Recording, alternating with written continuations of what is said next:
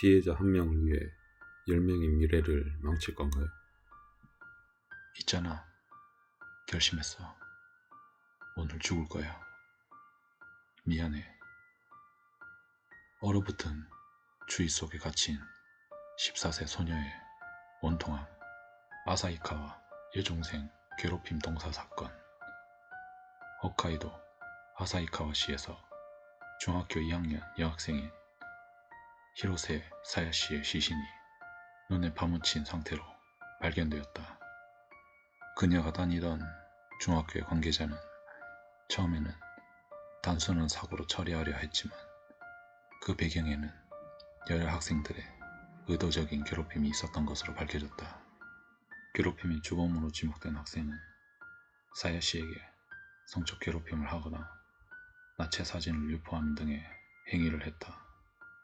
학교 측은 은폐를 시도하고 가해자를 보호하였고 가해자들은 현재도 반성의 기색을 보이지 않고 생활하고 있다. 사야시는 중학교 1학년 때부터 괴롭힘을 당해 점차 마음을 닫아갔다. 어머니는 학교에 상담했지만 담임 선생님은 적절한 대응을 하지 않았다. 괴롭힘은 점점 심해져 사야시는 집에 틀어박히게 되었다. 그리고 마침내 2021년 2월 사야시는 집을 뛰쳐나가 행방불명이 되었다. 약 1개월 후 눈속에서 숨진 채 발견되었다. 경찰은 수사에 착수했지만 괴롭힘과 사야시의 죽음 사이에 직접적인 관련성을 단정짓지 못했고 학교와 교육위원회는 계속 은폐하려 했다. 피해자에 대해 히로세 사야시는 2006년 홋카이도 아사히카와시에서 태어났다.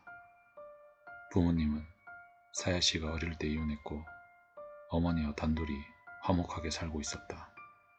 사야시는 공부에 열심이었고 그림 그리기를 좋아하는 소녀였다. 초등학생 때는 장래에는 법무부에서 일하며 정의의 편에 서서 곤란한 사람들을 돕고 싶다고 말했다고 한다. 어머니를 생각하는 밝고 긍정적인 성격인 마음 깊은 딸이었다. 초등학교 때의 담임 히로세 씨는 친구를 괴롭히거나 싸우는 아이가 아니었습니다. 협작성도 있었죠. 라고 증언했다. 소녀는 초등학교 졸업 문집에 중학생이 되면 새로운 일에도 도전하고 지금까지보다 더 열심히 하고 싶다는 결의를 적었다. 하지만 이때만 해도 아무도 예상하지 못했다. 중학교 입학과 동시에 사야시의 일상이 완전히 바뀌게 될 것을. 괴롭힘의 표적이 되어 마음에 깊은 상처를 입게 될 것을. 결국 그 상처가 사야시의 목숨마저 앗아가게 될 것을. 사야시가 임정씨의 어머니에게 보낸 라인에는 다음과 같은 메시지가 남겨져 있었다. 있잖아. 결심했어. 오늘 죽을 거야. 지금까지 무서워서 아무것도 할 수 없었어. 미안해. 그렇게 털어놓은 몇 시간 후 사야시는 영원히 가족 곁을 떠나고 말았다. 괴롭힘의 발생. 2019년 4월 사야시는 중학교에 입학했다. 주소에 따른 학군 관계로 초등학교 동급생들과는 다른 북성중학교로 진학하게 되었다. 새로운 환경에 기대에 부푼 사야시였지만 점차 학교에 다니는 것이 괴로워졌다. 친구도 쉽게 사귀지 못하고 쉬는 시간이나 방과 후에는 혼자 보내는 경우가 많았다. 교실 구석에서 책을 읽거나 혼자 그림을 그리곤 했다. 방과 후에는 학원 시간까지 학교 근처에 있는 아동공원에서 시간을 보냈다. 그 공원은 동네 초등학생들의 아지트가 되어 있었다. 거기서 사야시는 나중에 괴롭힘의 주범이 되는 나카오 마호를 만난다. 나카오는 사야시가 다니는 중학교 3학년생으로 공원에서 자주 혼자 지내던 사야시에게 말을 걸기 시작했다. 처음에는 친절하게 대해주는 선배라고 생각했던 사야시는 점차 나카오와의 관계를 깊어갔다. 나카오의 친구인 아카이 슌토와 다른 중학교에 다니는 사토 쇼토도 함께 온라인 게임을 하게 된다. 처음에는 즐거운 시간이었지만 점차 게임 내 채팅이 저속한 것으로 변해갔다. 성적인 화제가 늘어나고 사야시를 바보 취급하는 듯한 발언도 보이기 시작했다.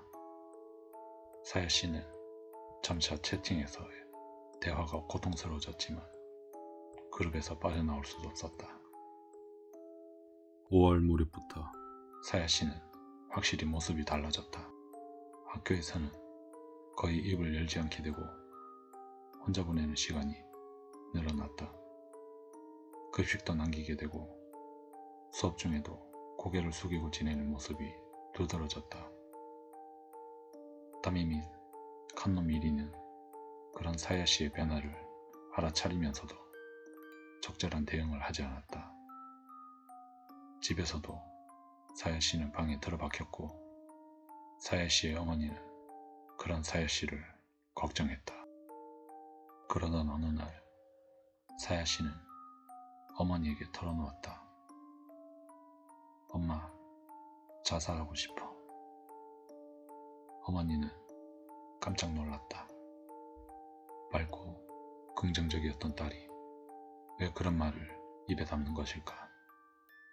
그러나 이 시점에선 아직 괴롭힘의 존재가 드러나지 않았다. 그로부터 얼마 지나지 않아 사야시가 당하고 있던 괴롭힘이 새로운 국면을 맞이한다. 괴롭힘의 실태. 사야시가 당하고 있던 괴롭힘은 상상을 초월하는 것이었다. 어머니에 따르면 그 내용은 공갈이나 금품 요구, 성적 괴롭힘 등 다방면에 걸쳐 있었다.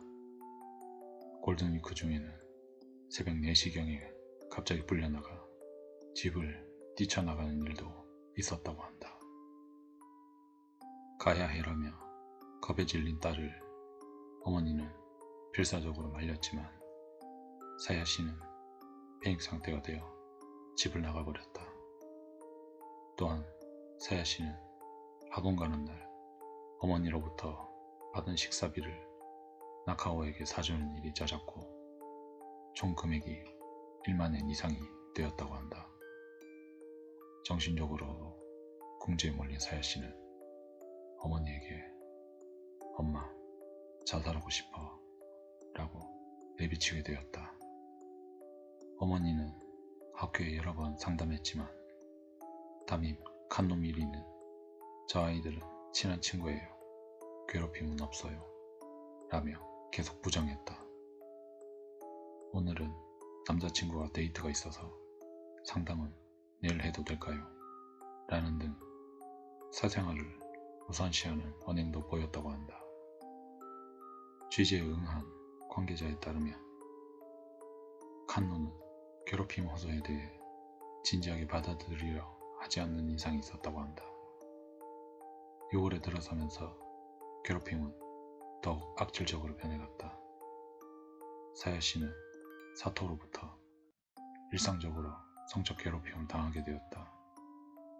사토는 폭력을 은근히 내비치면서 사야시에게 알몸 사진을 보내라고 강요한 것이다.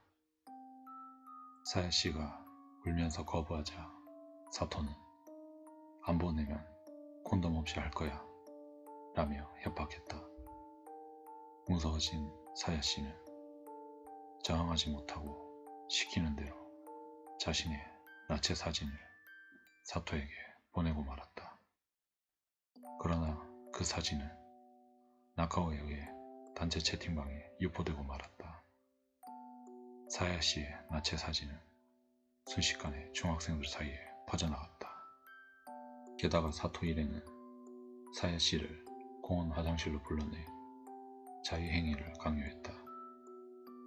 그 모습을 동영상으로 촬영하고 조롱거리로 삼았다. 나카오, 아카이, 사토, 타케우치, 하토리 5명이 사야 씨를 에워싸고 도망갈 곳을 잃은 사야 씨는 울면서 시키는 대로 할 수밖에 없었다. 이쯤에는 사야 씨는 더 이상 학교에도 다닐 수 없게 되어 있었다. 교실에서는 조롱의 대상이 되고 쉬는 시간에는 놀림을 받고 폭력을 당하기도 했다. 친한 친구라고 생각했던 아이에게서도 갑자기 냉담한 태도를 보이게 된다. 사야 씨는 점차 마음을 닫고 학교를 결석하는 일이 많아졌다. 그런 딸의 변화를 알아챈 어머니는 다시 학교에 상담했지만 제대로 받아들여지지 않았다. 절망감이 깊어진 사야 씨는 이제 뭐든 상관없어라며 자포자기하게 되었다. 괴롭힘은 점점 더 심해졌고 결국 사야 씨는 생명의 위기에 처하게 된다. 6월의 어느 날 가해자 그룹은 사야 씨를 교회의 어느 장소로 불러냈다. 거기서 벌어진 참혹한 사건. 그 전말은 나중에 경찰 조사에서 밝혀진다. 하지만 사실 그 시점에서 어른들이 사야 씨를 도왔더라면 그녀의 목숨은 지킬 수 있었을 것이다. 사건 당일의 상황. 2019년 6월의 어느 비오는 날, 가해자 그룹은 사야 씨를 우페츠 강둑으로 불러냈다.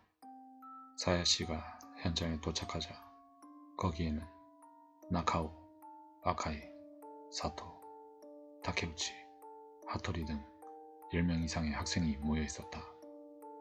사야 씨는 뚝의 경사면에 세워진 채 모두에게 둘러싸이는 형국이 되었다.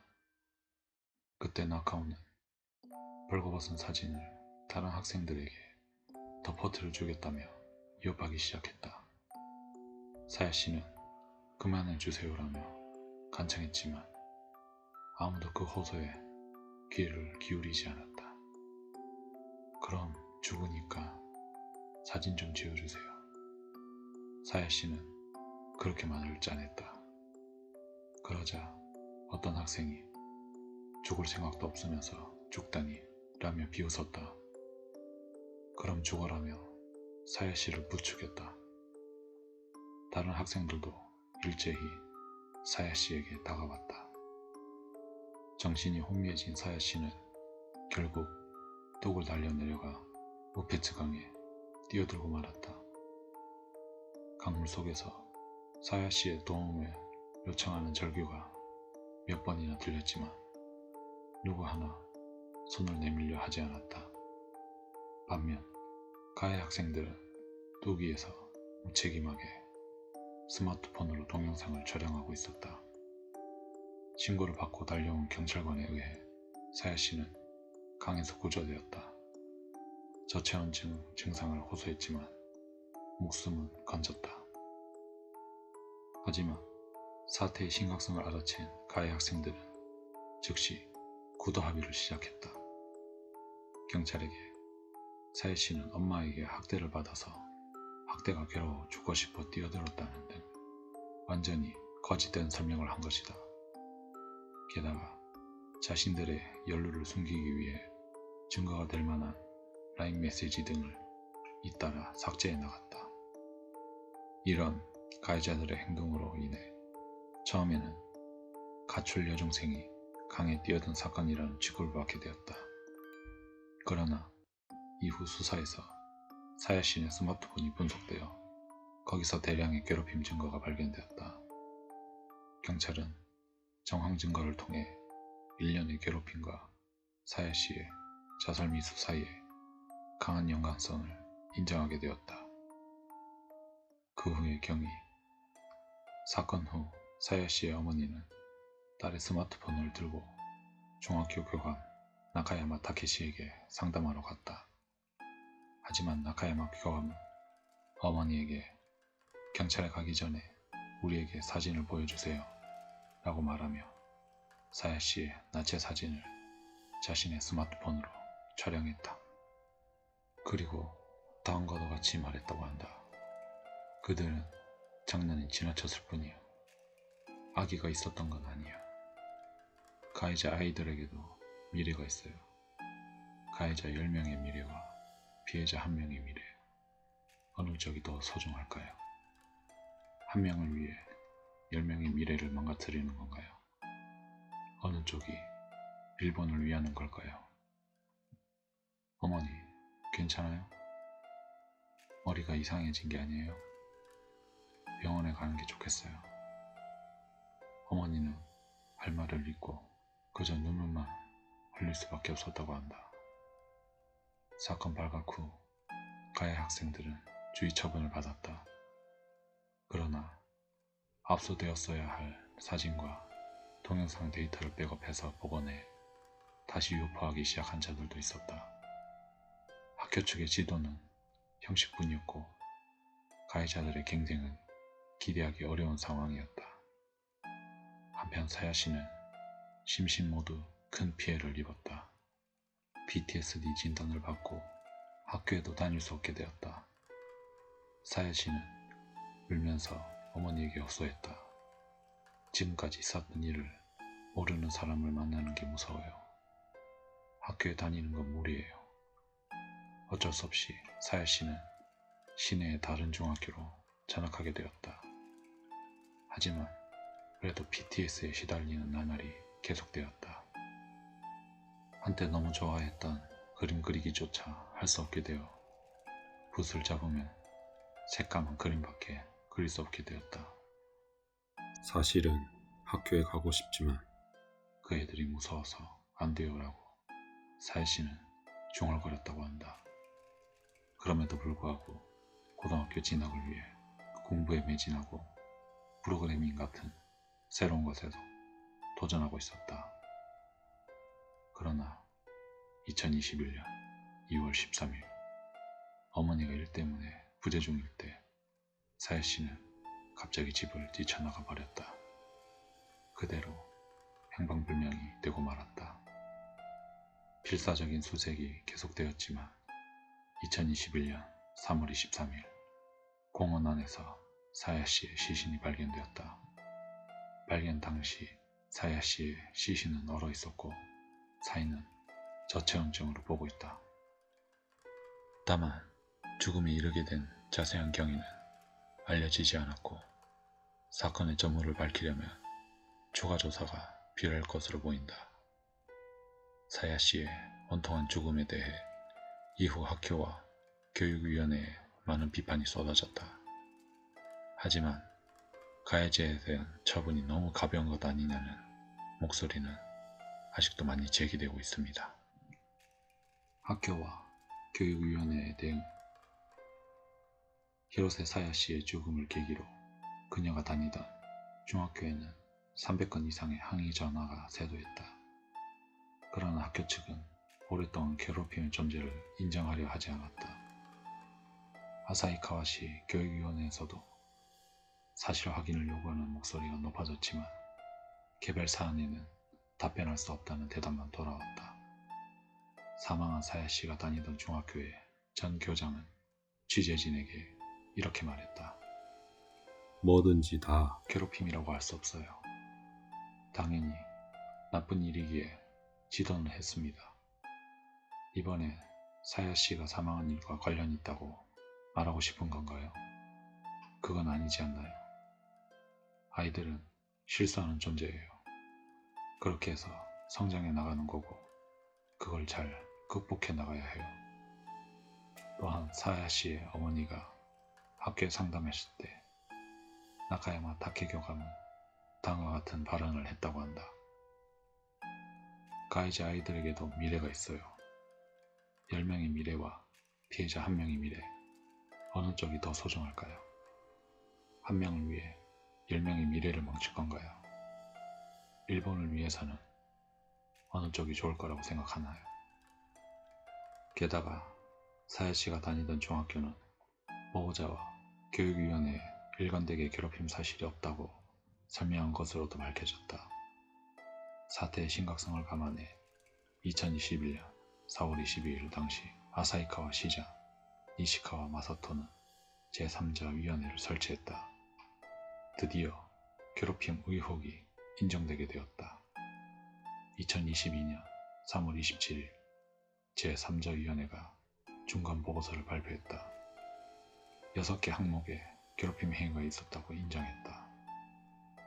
그러나 같은 해 9월 20일 시교육위원회의 최종 보고서에는 사망과 괴롭힘의 관련성에 대해서는 결국 불명인 채로 남아있다고 결론 내렸다. 최종 보고서에서는 학교의 대응에 대해 명백히 잘못되었다고 하고 교육위원회의 대응에 대해서는 법률 위반이었다고 엄중히 지적되었다. 보고서는 괴롭힘 문제에 관한 지도를 근본적으로 바꾸지 않고 마땅히 대응해오지 않은 역대 시교육위원회 조직의 태만이 초래했다라고 단언했다. 그러나 구체적인 처분은 전혀 이루어지지 않아 사야씨의 억울한 죽음은 아직 해결되지 않은 채 남아있다.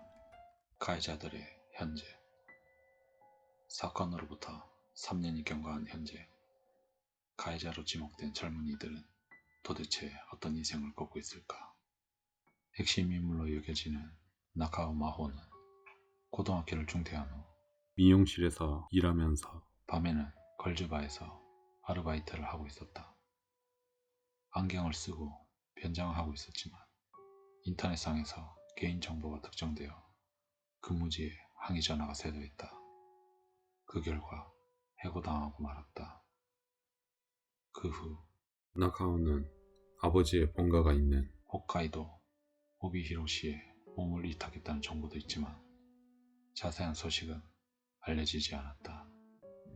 일부에서는 해외로 도망갔다는 소문도 돌고 있다. 나카오는 사건에 대해 이렇게 말했다. 사망했다고 들어도 아무 생각이 들지 않아요. 괴롭힘의 주범은 제가 아니에요. 다른 애가 저를 악당으로 만들고 있어요. 강에 뛰어든 건 그냥 죽고 싶어서였고 저는 전혀 관계없어요. 나체 사진을 사토가 갖고 있다는 걸 알고 있었지만 보내달라고 부탁한 기억은 없어요. 공원에서의 강요 행위는 타케우치가 주범이었고 저와 아카이는 함께 떨어져 있었어요. 사토, 타케우치, 하토리 3명이 저에게 죄를 뒤집어 씌우고 했어요. 마지막까지 사야씨에 대한 괴롭힘 관여를 부인하는 나카오. 그 주장이 진실인지 확실치 않다. 사야씨의 어머니에게 공갈과 같은 언행을 반복한 아카이 슌토. 아카이의 보호자에게 이야기를 들어보니 다음과 같이 말했다. 아이들이 관여하기 전부터 히로세 씨의 가정관계 문제가 있었는데 다 이쪽 탓으로 돌려지고 있어요. 사건 후 아카이는 지역의 아사히카와 시로고등학교에 진학했지만 곧바로 자진 퇴학을 하게 되었다.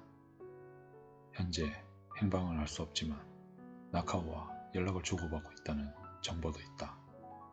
사야씨에게 외설적인 사진을 보내라고 강요한 사토 쇼토.